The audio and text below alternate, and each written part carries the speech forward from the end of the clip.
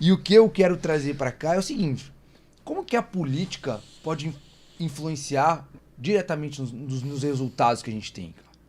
Tem uma relação aí ou não?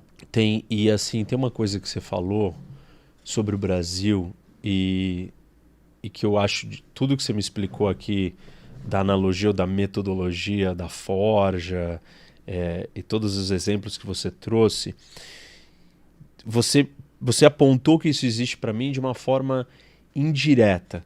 E eu acho que ela é uma das peças centrais do que falta no Brasil. E aí eu estou juntando a metodologia daqui da busca pelo resultado, que você me apresentou há pouco, junto com o comentário que você fez. No Brasil a gente tem muita gente de qualidade, mas que não alcança o resultado.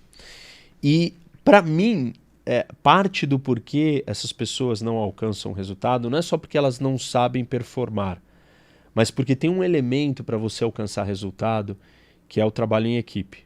Uau. E o trabalho em equipe é sobre o coletivo. E aí a parte que eu acho que você faz uma referência indireta a isso é a ideia de você vir aqui e treinar ou construir outras ferramentas para outras pessoas. Isso tem alguma coisa ligada com o coletivo, mas não é o suficiente. E aí vou deixar até aqui a provocação para você incorporar esse elemento dentro da sua metodologia e do que você está tentando fazer para o mundo. O coletivo é fundamental para um resultado.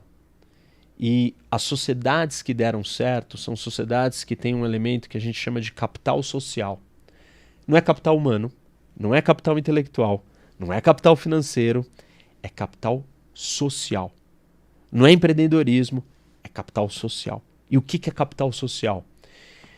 Warren Buffett, no livro dele, ele fala o seguinte, que se ele tivesse nascido em Bangladesh ou no Peru, ele jamais seria o Warren Buffett. A sociedade que você está inserida, ou ela te joga uma âncora no seu pé e te afunda, ou ela é um trampolim que te joga para Marte, como o Elon Musk quer ir. E isso não é um elemento qualquer, porque nada que você vai fazer na sua vida em termos de resultado depende só de você.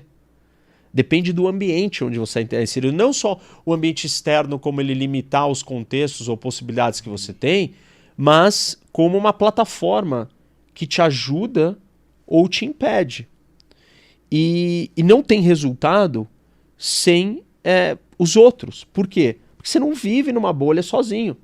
Aqui dentro tem 3 pessoas, 4. E você não vive sozinho. Você não montou esse negócio sozinho. Você não faria um podcast sem eu estar sentado aqui.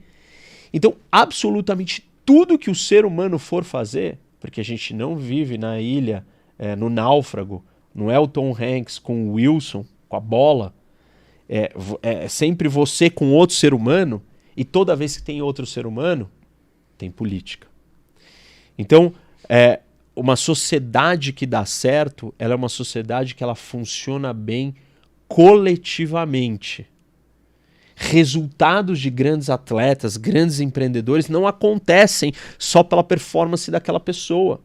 Primeiro porque ela não faz sozinha, depois porque ela não ganha sozinha, e ela não constrói nada sozinha. Ela precisa do cara que vai comprar, ela precisa da equipe dela que vai ajudar a produzir. Que vai investir. Tudo isso é coletivo. E a esfera máxima coletiva, a maior escala coletiva que nós temos, é uma nação. Essa é a maior escala coletiva que a humanidade já criou. Não existe nada acima das nações, em termos de organização coletiva. Mas não existe seres humanos? Os seres humanos não estão organizados coletivamente como seres humanos. O mais alto nível de organização coletiva que a humanidade já chegou se chama Estado-nação. Nada além disso. Projetos supranacionais, como uma União Europeia, é uma tentativa da gente romper o teto da nação para criar uma organização coletiva superior ou maior do que Estados-nações. Entendi. A gente não chegamos na humanidade, se não chegamos nem num bloco de países que seria a União Europeia, obviamente não chegamos na humanidade. Então, qual é a mais alta estrutura organizacional coletiva que o ser humano já fez? Nações. Estado-nação.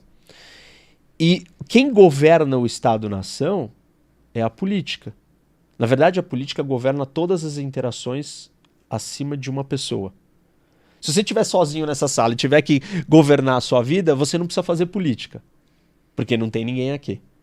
Agora, se tiver eu e você nessa sala, para nós conseguirmos convivermos juntos, aí começou a fazer política. Tendo mais de uma pessoa já é política. O ser humano é um animal político, Aristóteles explicava isso pra gente. E o fenômeno da política, ela não é partido, eleição, não é sobre isso. Isso é uma consequência.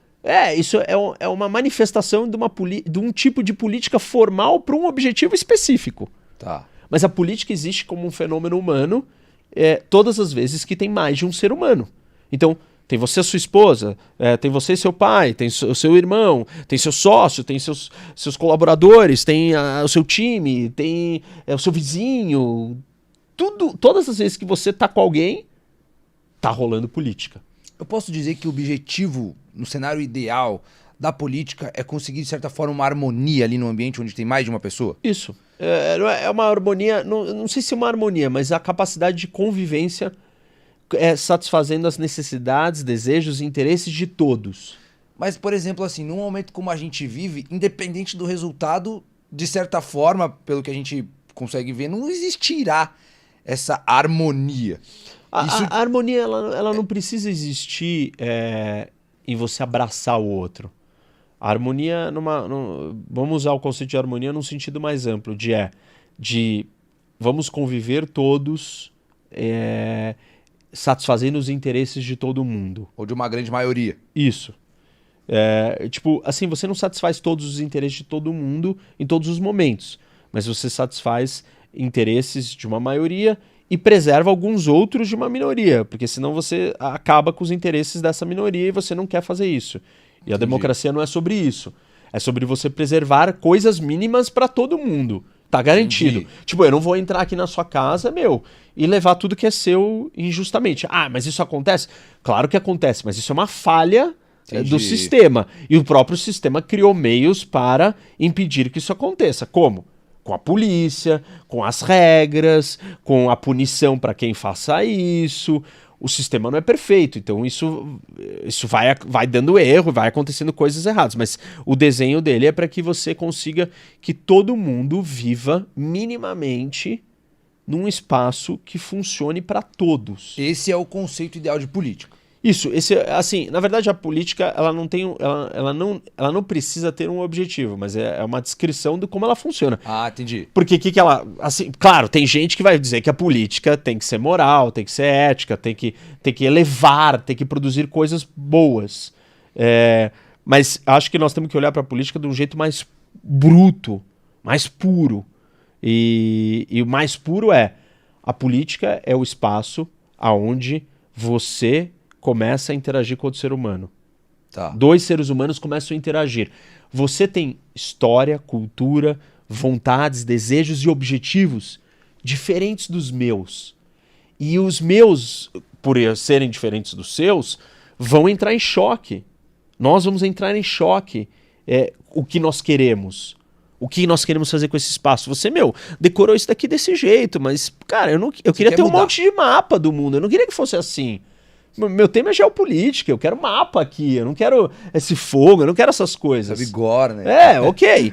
E aí nós vamos começar a discutir, entendeu? Nós vamos ter interesses diferentes, e aí nós vamos ter que construir uma solução pra gente conviver juntos. Qual é a solução pra não ter política? Você... Viver sozinho. É isso. Só que isso não existe. Sim. Porque o ser humano não vive sozinho. É dependente de uma Ele comunidade. depende do outro.